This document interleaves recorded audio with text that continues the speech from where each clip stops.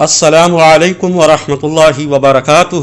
ناظرین کرام، آج کی گفتگو انتہائی انفارمیٹو ہے، بڑی ہی دلچسپ گفتگو ہے، کیونکہ آج کی گفتگو ایک بھائی کے 3 سوال ہیں اور تینوں سوال انتہائی زبردست ہیں۔ تو سب سے پہلے بھائی کے تینوں سوال میں آپ کے سامنے رکھتا ہوں، ایک ایک سوال پہ غور کریں تاکہ جواب آپ کے لیے سمجھنا آسان ہو۔ بھائی کا پہلا سوال اس پکچر کے متعلق ہے جو آپ کے سامنے ہے۔ اس میں ایک خاتون خانہ بچے کو بالٹی کے ذریعے دودھ پلا رہی ہے۔ بھائی نے پوچھا یہ ہے کہ یہ کردار نانی کا ہو سکتا ہے یا دادی کا؟ اگر یہ کردار نانی کا ہے تو کس بیس پہ؟ بھائی کا دوسرا سوال یہ ہے کہ نانی اپنے پوتوں سے زیادہ محبت کرتی ہے یا اپنے نواسے نواسیوں سے زیادہ محبت کرتی ہے؟ اگر اپنے نواسوں سے زیادہ محبت کرتی ہے تو کس بیس پہ؟ تیسرا سوال انتہائی اہم ہے، غور سے سنیں۔ بھائی نے پوچھا ہے کہ ہم بڑوں سے یہ سنتے چلے آ رہے ہیں کہ اولاد باپ کے لیے سرمایہ ہے، جبکہ اولاد کی اولاد یعنی پوتے پوتیاں یہ باپ کے لیے منافع ہوتا ہے۔ تو بھائی نے پوچھا یہ ہے کہ کیا قرآن مجید کی کسی آیت سے اس کا اشارہ ملتا ہے؟ تو آئیے ناظرین اب ان سوالات کو حل کرتے ہیں۔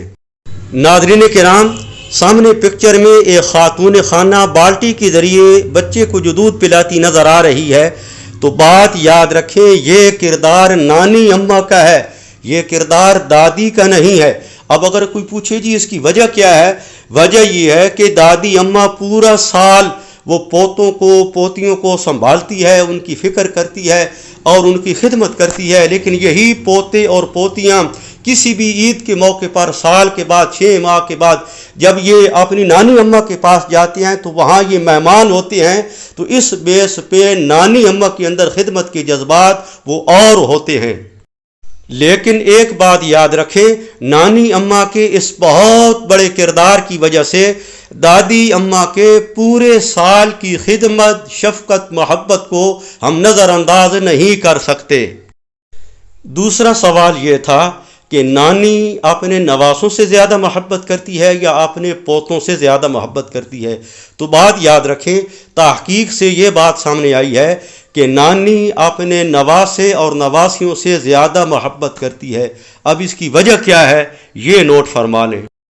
نانی اماں اپنی بچی کی بچوں کو جنم دینے والی تکلیف زیادہ شدت سے محسوس کرتی ہے، جس کی وجہ سے نانی اماں نواسوں اور نواسیوں کے زیادہ قریب ہوتی ہے بنسبت پوتوں اور پوتیوں کے۔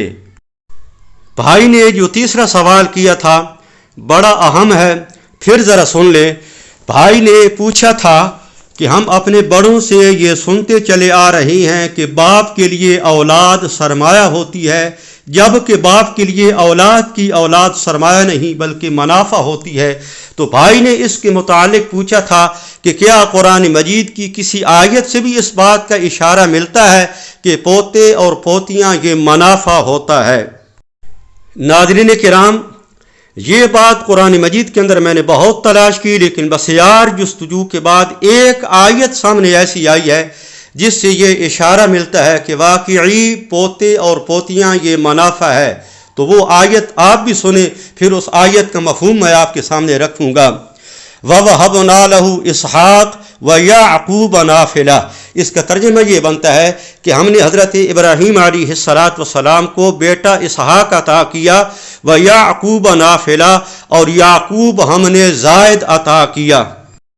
جی غور فرمائیں، اس آیت کے اندر حضرت یعقوب علیہ السلام کے بارے میں جو کہ حضرت ابراہیم علیہ السلام کے پوتے ہیں فرمایا گیا نافلہ، کہ یعقوب ہم نے زائد عطا کیے۔ تو بات یاد رکھیں، سرمایہ اصل ہوتا ہے جبکہ منافع زائد ہوتا ہے۔ تو یہاں سے یہ ثابت ہوا کہ سیانے سچ کہتے ہیں کہ اولاد سرمایہ ہے جبکہ پوتے اور پوتیاں یہ منافع ہے۔ ناظرین کرام، آخر میں مؤدبانہ گزارش ہے کہ اگر آپ کو یہ گفتگو پسند آئی ہے تو لائک اور شیئر ضرور کریں اور چینل کو سبسکرائب بھی کر لیں تاکہ آنے والی ہر نئی ویڈیو کی نوٹیفیکیشن آپ تک بسہولت پہنچ سکے۔ دعاؤں کی درخواست۔ السلام علیکم ورحمۃ اللہ وبرکاتہ۔